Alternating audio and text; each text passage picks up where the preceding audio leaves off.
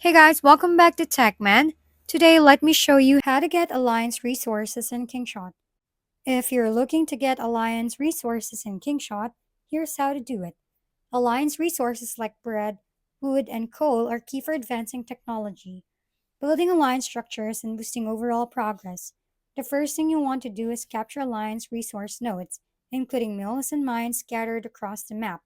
Some might already be occupied, so skip those and find the ones that are still open.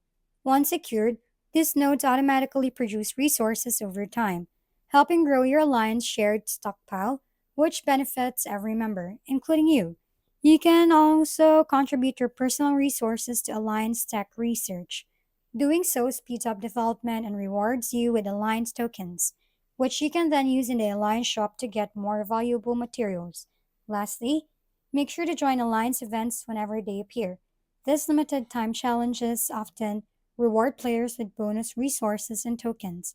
Stay active, support your Alliance, and watch your collective power grow. If we've been helpful, kindly give us a thumbs up and don't forget to hit the subscribe and bell button for more contents. For any questions and suggestions, comment down below.